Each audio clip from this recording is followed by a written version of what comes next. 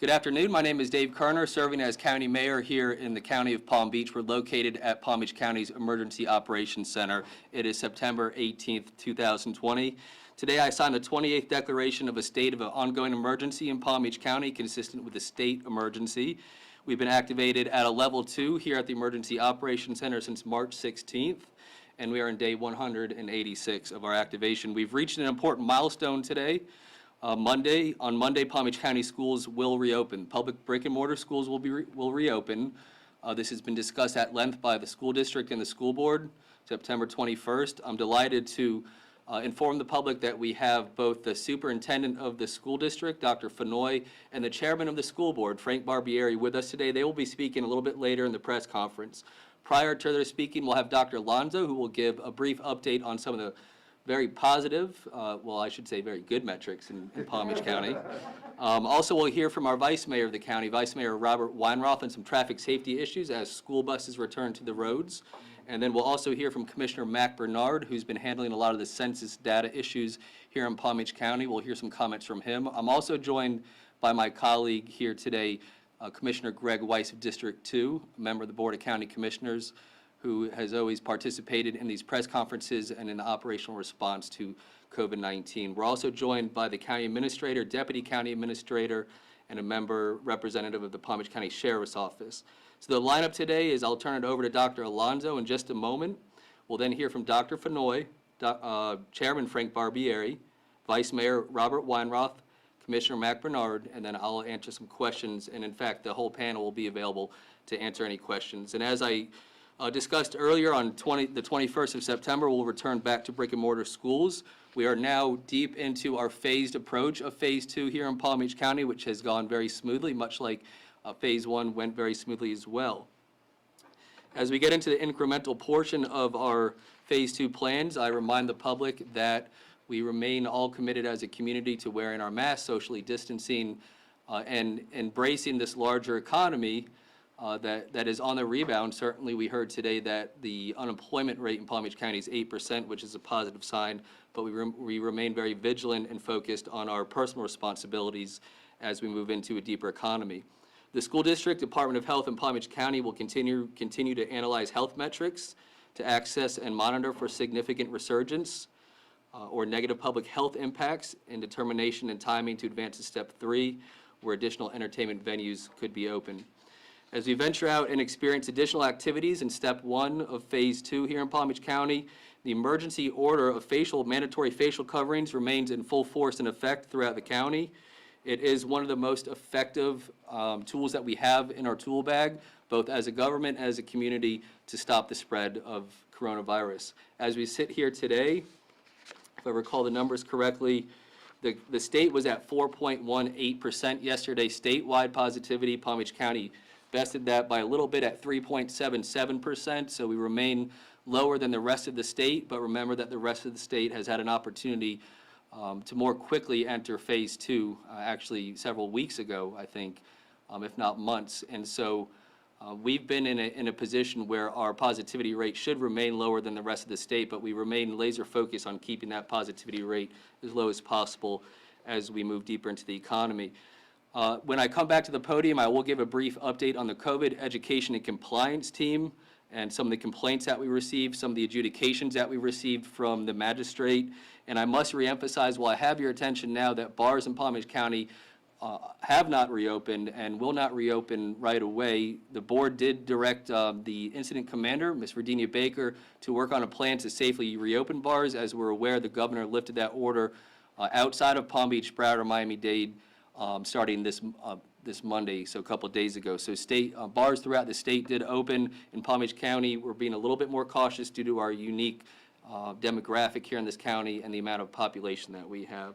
Also later today, Emergency Order 2020-25 will be issued by the county administrator, and it's a clarifying order regarding clubhouses, banquet halls, and other rental spaces, and that they can be open for meetings and other events. I'll turn it now over to Dr. Alina Alonzo, who's the County Director of the Florida Department of Health. And ma'am, thank you for joining us here today. Good afternoon and happy Friday. I'm very glad to be here to share these numbers. As the mayor has stated, for Palm Beach County, let me give you our numbers as of the update today. We're at 4,906 cases. That's an increase of 223 new cases. Our hospitalizations is 3,529. That's 8 new hospitalizations since the last number that we got. And for the deaths, we have 1,272 cumulative deaths, which account for 18 additional deaths reported today, but those deaths will be put into the actual date that the person died and not on today's date. So keep that in mind. It's not that the numbers are changing, is that the deaths get reported by the date of death, not the day they get reported to us. One of the questions I've been asked is, are we seeing an uptake? Our numbers are going up. We certainly expect numbers to be going up. What I have noticed is that I'm not impressed with the numbers in terms of Labor Day. I think that these numbers reflect more the activity that's been going on in the universities. The lower grade schools that have been open, the private schools, are not seeing very many cases. It is the universities where off campus, they've done a great job on their campuses. They're being very careful. They have set up many plans to make sure that both the staff and the students stay safe. But when the kids go out into the community, that's where they're going into places that are not wearing masks, that are crowded, loud, music, partying, and that's where they're coming across other individuals that are positive, and then the whole group that goes together ends up with positivity. So we need to continue working. Bill Johnson and I will be having weekly calls with the universities to see if there's any help that we can offer them, or to pick up any new trends or anything that we can do in terms of being able to curtail that. The universities have mentioned that it's a shame that the schools have been doing all this work and then they go into the city and the city does not appear to be paying attention to the mandatory masks and to the limiting the crowds. So that's where our COVID education and compliance team comes in. We're going to be going very heavily into the areas that we're seeing this occur and trying to keep those crowds down, because that is obviously the places where these kids are becoming positive. One of the problems that we have with the data coming from the universities or from any of these other organizations that are open for business is that the people who are out of this county, or if the resident is out of the state, will not get counted in the Florida numbers. So that's why we're talking specifically to the universities so that we can get a sense of how much positivity is occurring in those schools, because we may not be able to see those numbers in our numbers. So that becomes a little more difficult to contact and to trace, but we're still doing a great job.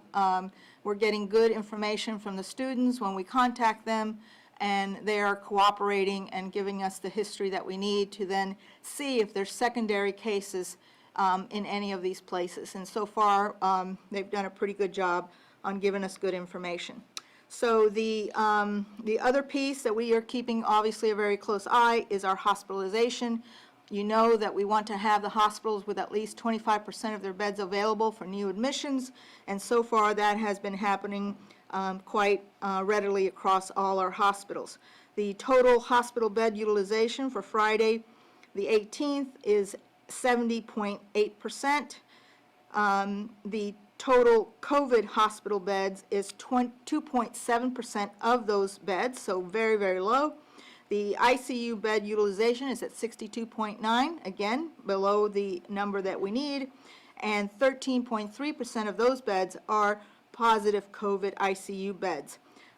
We have 41.8% ventilator use.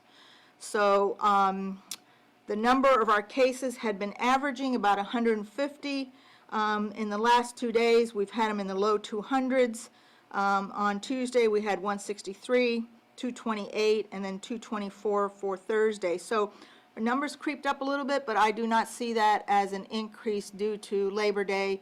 I think that's more reflective of some of the cases that we've had at both long-term facilities and the universities, and just in general numbers. We've been doing a lot of testing. I know that some people were saying their numbers of tests have gone way down. On yesterday, we tested 5,937 people. So we're still doing a lot of testing. So our daily lab positivity is 3.77, like the mayor said, and our total positivity for the all people since the beginning is 12.77. Again, those numbers continue to go down, and you will see the daily positivity bounce up and down simply because of the nature of the daily testing. So we're ready to see the school district open up, and we've been working very closely with both the superintendent and the chair, and we've had a lot of cooperation also from our healthcare district and my director of school health and our EPI department, all working together to make sure that we'll be able to do good contact tracing in the schools and keep the kids safe and keep the teachers safe and everybody able to do what we need to do and be able to have good function, and most of all, keep people feeling safe. I, again, commend the community for the majority of the people following our mandatory masks. I'm very happy to go around the county and see people that do wear their masks. Thank you for all of you wearing your masks and staying 6 feet apart. Don't forget to wash your hands, and don't forget to avoid the 3 C's. Thank you. Mayor, you want to take it back? Thank you, Dr. Alonso. And so Dr. Alonso just went through some very important points about the status of the county and where we're at in COVID-19. We have 70% occupancy in our hospital system. That is very solid. We have a 2.7% of the hospital beds filled with COVID patients. That's a very low number. In the ICU, we have 60% is filled, so there's a significant portion of our ICU that remains open to take care of members of this county and visitors and residents should they need the services of an intensive care unit, but only 13.3 of the ICUs filled with COVID-19 positive patients. From 9/4 until 9/18 in this county, every day has been below 5%, except for one day, which was 9/8, and that was a tad over 5%. I think it was 5.7%. And so when you look at the totality of circumstances and what this community has done to get us where we need to be, that begs a question of what else needs to be done. And that central question is answered by reopening our brick-and-mortar schools. You've heard Dr. Alonso and the leaders of this county talk about the teamwork that's gone on between the school district and the county and the state and the Department of Health and the healthcare district. That relationship continues and will continue into the future. But the bottom line is that this county is in a safe place, the safest place to reopen brick and mortar schools than we've ever been throughout the entirety of this pandemic. When you take into account how long our children have been out of school, how many experiences they've missed in life, and understanding that we can reopen schools safely in this county as we have with other portions of our economy and our community. On that note, it's my pleasure and my honor to invite to the podium the Superintendent of Palm Beach County Schools, Dr. Fenoy, and the Chairman of the School Board, Chairman Frank Barbieri. Gentlemen, thank you for being here today. Thank you, sir.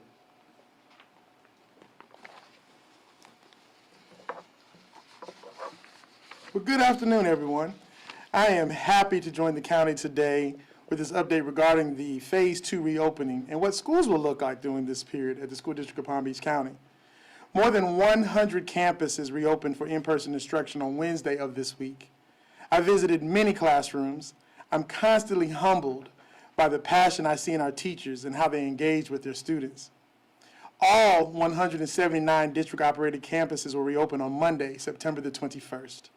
I look forward to visiting those campuses again on Monday and personally welcoming our students and staff. The district has given our parents a choice. Those who wish to have their children return to brick and mortar now have that opportunity on September the 21st. And this will be the first time since March the 13th.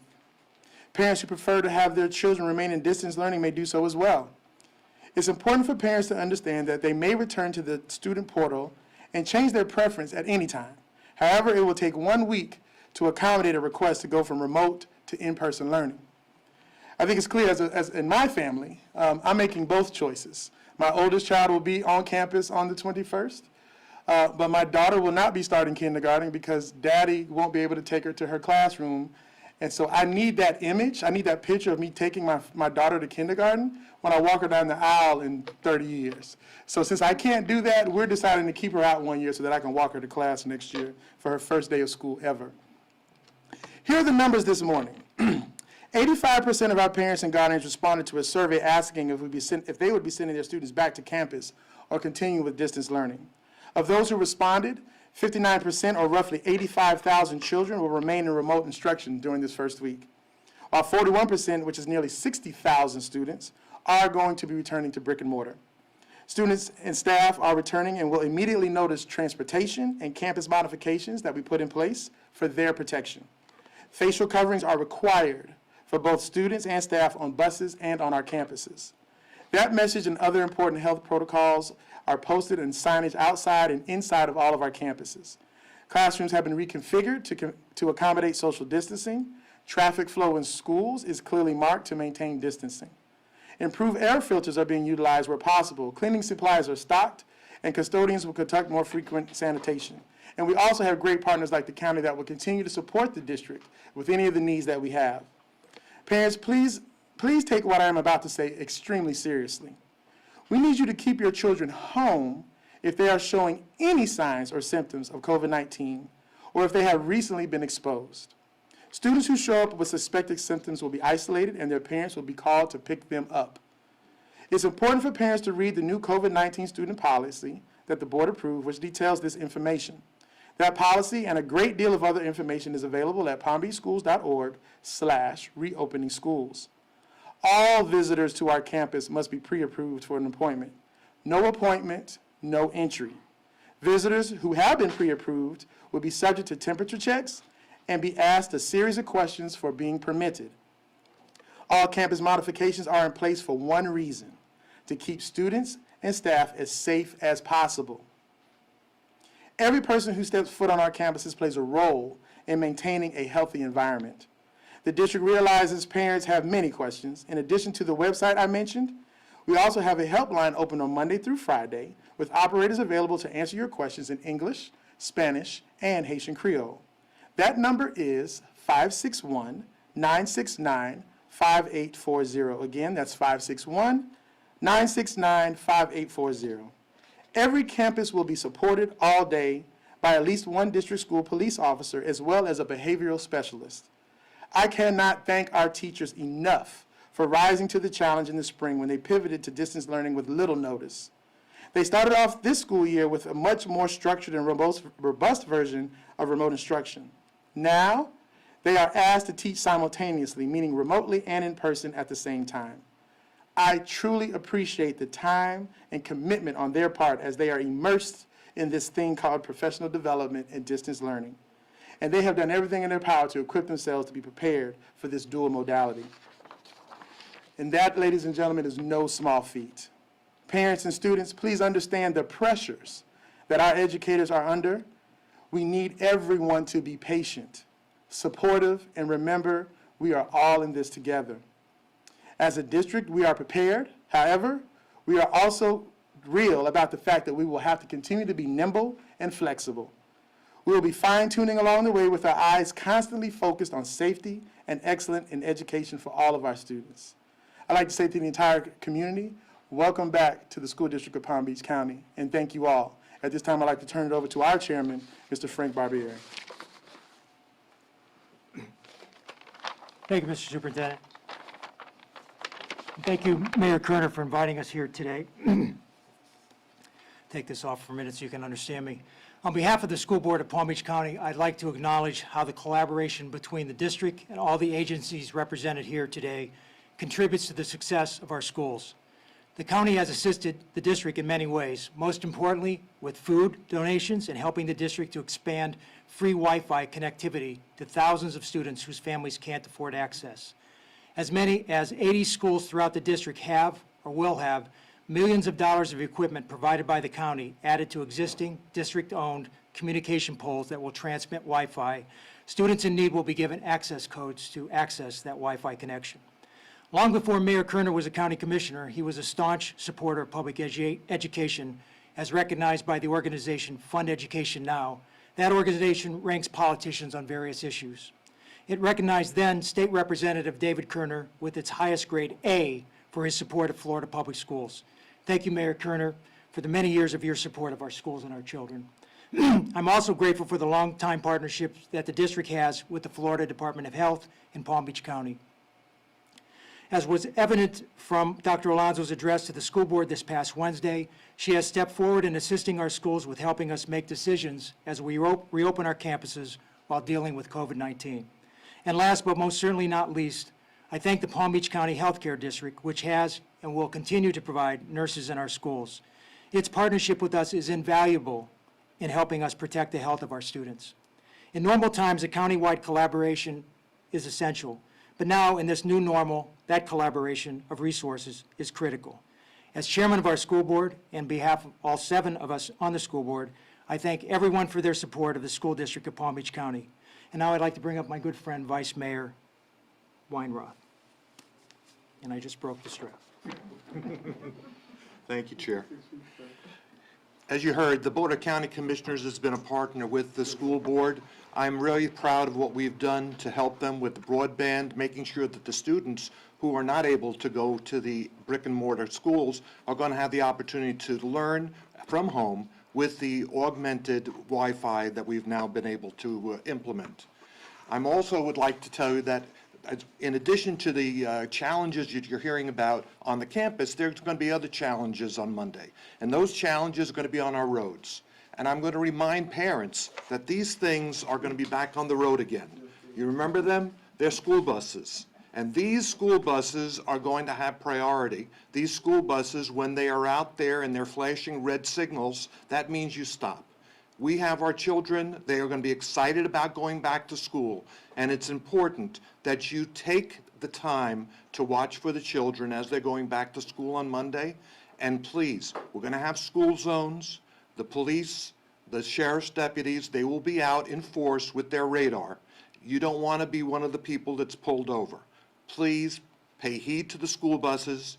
Make sure that this is a safe opening for the students. Let's make it a fun day for our students going back to school.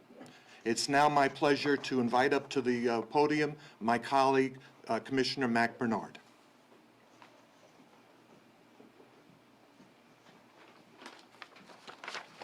Thank you very much, Vice Mayor Weinroth. Thank you very much, everybody. For the past months, we've been talking about the census and how important it is. Many of the fundings that we receive as a county and through the different municipalities is based on our census population. And the latest response rate for Palm Beach County is 63.5% of the residents of Palm Beach County have responded to the census. In 2010, 63% of the county responded to the census, self-responded. So that means that in the past 10 years, we've lost billions of dollars that Palm Beach County did not receive because residents did not complete the census. At this rate, with 36.5% of the residents who are watching, who are home, we stand to lose over $8.76 billion over 10 years if you don't complete the census. That means that states like Idaho, West Virginia, and Hawaii would receive those dollars. Their census response rate right now, as of today, is at 99% for those 3 states. So what we're urging our residents is please continue to reach out to your family, your friends, and your coworkers to complete the census. Census takers also will continue to follow up with non-responding household in person and will follow CDC and local public health guidelines when they visit. We must have everyone in Palm Beach County counted, 100%. We are risking the safety and health of our community if we do not count everyone in every household in Palm Beach County. Everyone must be counted. Again, $8.6 billion are at risk. Those dollars are necessary for health care funding, public safety, nutrition, infrastructure, senior services, and child care services. So please, everyone who are watching, if you haven't completed the census, please complete the census. We have 13 days left before census is over. So Census Day is September 30th. So 13 days, please complete your census. Thank you very much. And now we'll bring our Mayor, David Kerner. Thank you.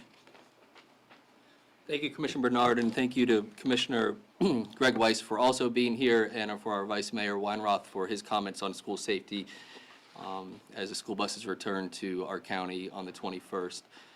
I wanted to give you a little brief update on the COVID education compliance team. We know that Dr. Alonso has attributed a lot of the success in this county to the hard work of the men and women that have the difficult job of going out into the public, into the business community, and not only getting compliance and gaining compliance, but first and foremost educating the business owners about their rights and obligations under the law during this COVID-19 pandemic.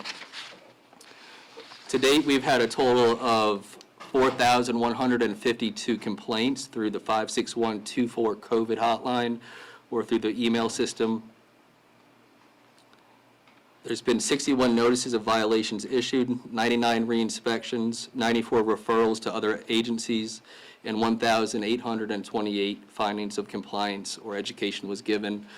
We also had these cases go to the magistrate for the first time, resulting in a 100% conviction rate or plea of guilty. We also had the highest fine imposed of $7,000 against a gentleman's club in northern Palm Beach County.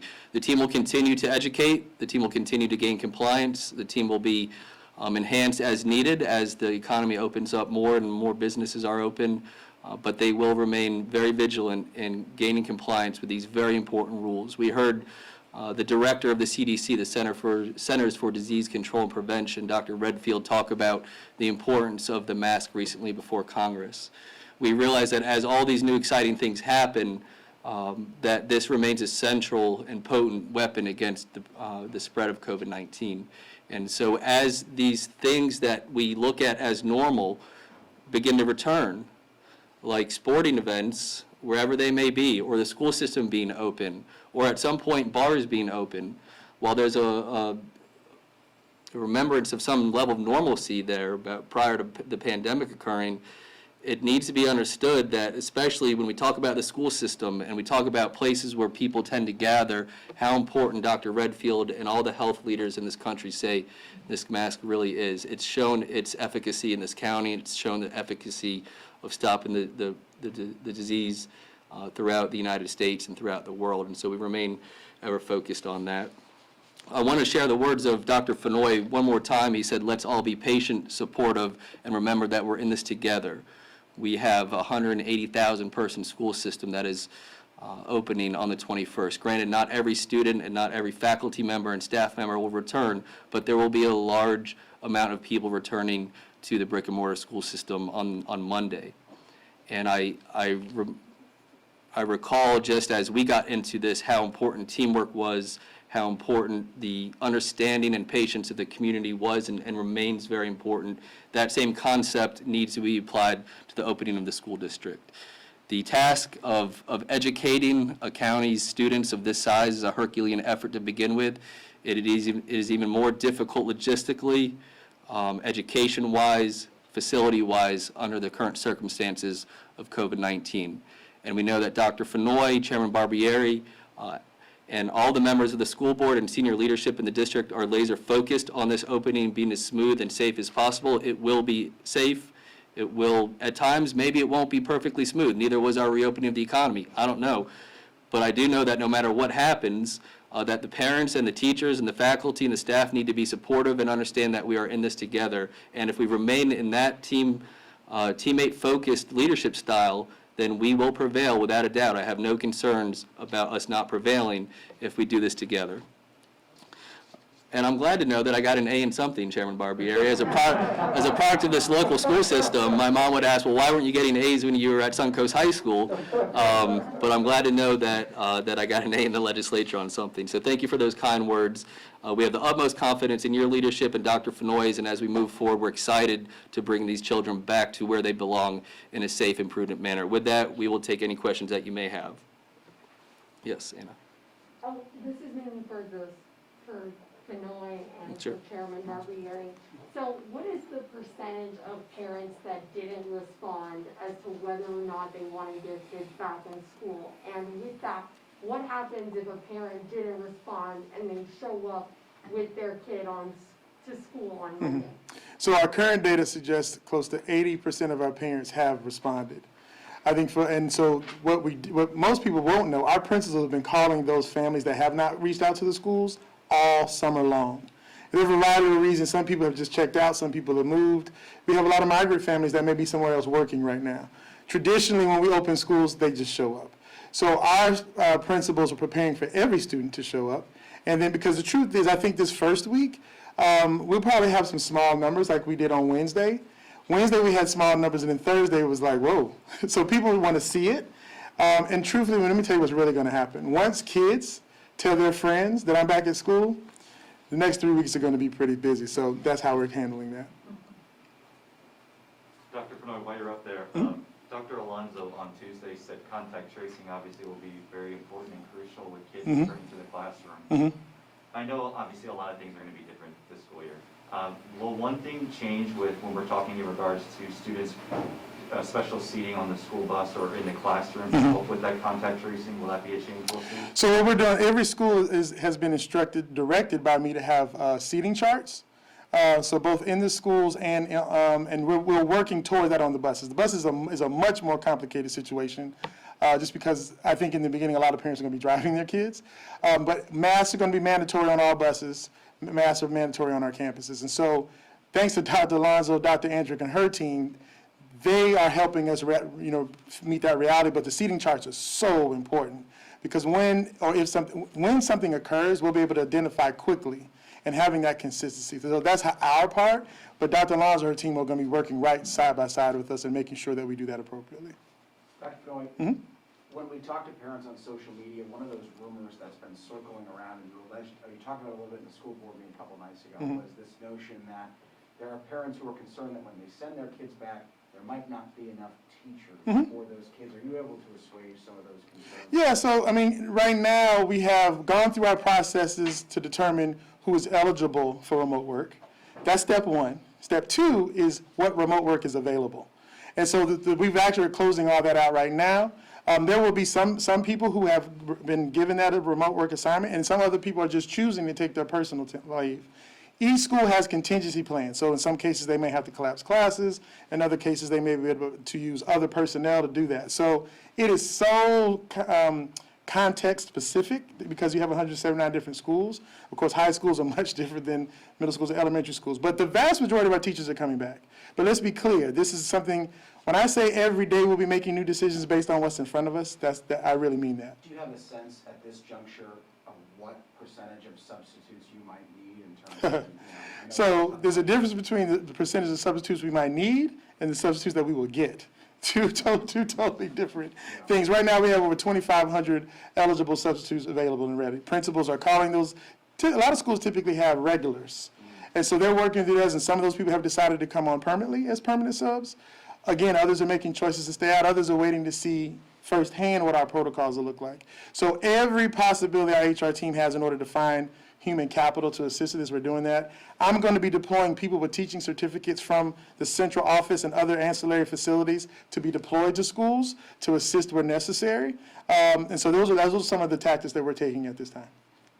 Can you reiterate that point just quickly, that if you don't have a teacher for a class or a substitute for a class, if that class is canceled, or forget the exact term you used, what then happens to those students? We would not cancel any classes, so we would combine. Okay. So you would move, because again, like right now I may have a class at one of my middle schools with that's scheduled for 13 kids, there's only 3 in there right now. So you might be able to, if there's 3 in another class, you might be able to combine them. So again, all of that is contextual. It just depends on what they're dealing with at the school. And remember, that's a practice that we do without COVID. You know, people get sick and come in and out, maternity leaves. There's a variety of, I mean, again, it's human capital. So our principals are very adept at making those adjustments and accommodating those needs. Do you have a comment, Dr. Thorne, that lawsuit announced today about schools and safety and teachers and? I have no idea about any lawsuits. I've been on the road all day, That's all right. so I don't know anything about it. When do you expect the dashboard with the COVID cases in the school district to be up and running? Once we start school, we still have to work out it's already designed. The content is now we're working with the health department to make sure that it's appropriate and meets all the legal requirements. In Martin County, you know, we saw the second day of school, there were already kids in quarantine. What would happen if we saw that here in Palm Beach County? The same thing. We're going to follow the same protocols anyone else are. And so we take direction from our health department. They will let us know when it's necessary to do those things, and then we will respond accordingly.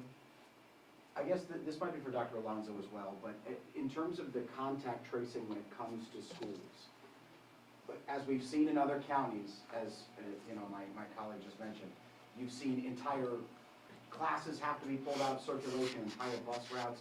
Do I take it from your comments at the school board meeting, doctor, that you're trying to do that so you don't have to pull that many kids out of school?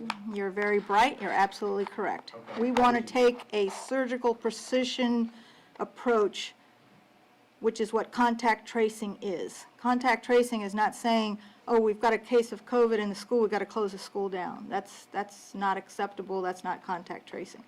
So we're going to be looking at where the children are sitting, their wearing of their masks, what activities they were doing. It's a 4-page questionnaire that we will be doing with the parent, and we will be doing the same in terms of then talking with our COVID contact at the school and asking where that child was, what was happening, what activities they were doing, so that we can make an appropriate decision on who are the contacts as a result of that particular case and who needs to come out and who else can stay.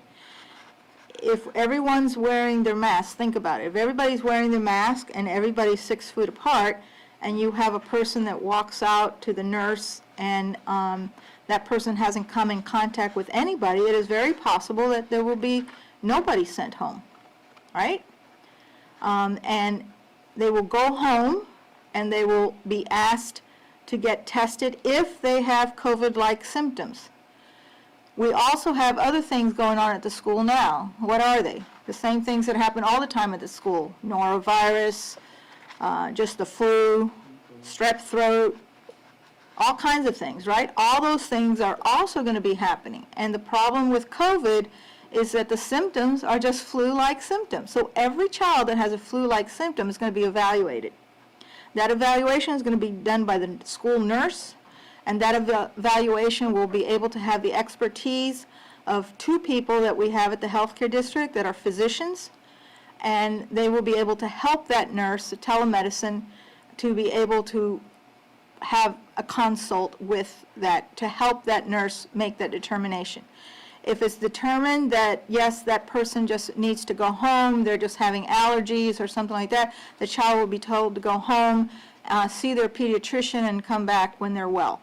If, on the other case, the child is thought that this could be COVID, then they're going to be told to go home. The school teacher will be able to contact, because they have the parents' telephone numbers. They will be able to contact the parent, tell the parent that they need to come pick up their child, and give that explanation that they can go. They will be treated as VIP at any one of our locations. All the clinical locations for the healthcare district are doing testing.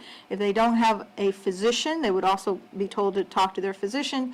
If they don't have a physician, the healthcare district and any of the FQHCs can see pediatric patients, so there's no reason for any child in this community not to be able to see a doctor. And they will be offered the testing at these sites. For parents that cannot drive or able to go to get tested, they will be home for 14 days if they're suspect of COVID. Are you concerned that the school contact tracing relies on parents and students telling you the truth? No, because that happens everywhere. We always rely on them telling us the truth.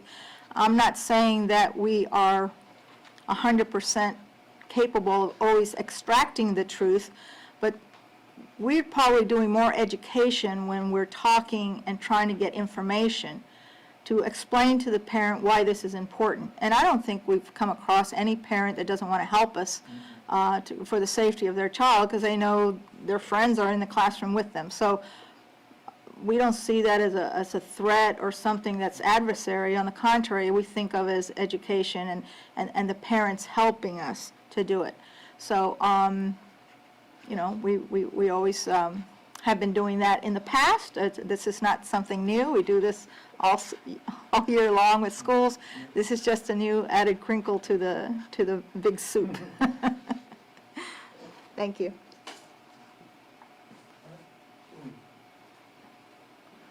Are there any other questions?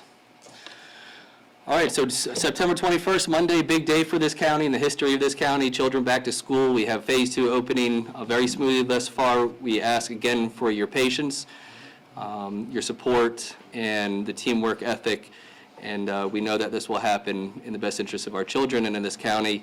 We remain laser focused on keeping this county safe. I also want to remind the folks that are watching that this county still has resources available to families should they need assistance. It's a broad array of resources through the CARES Act. So we hope that you will visit our website, pbcgov.com.org, and have a great week, and thank you for being here today.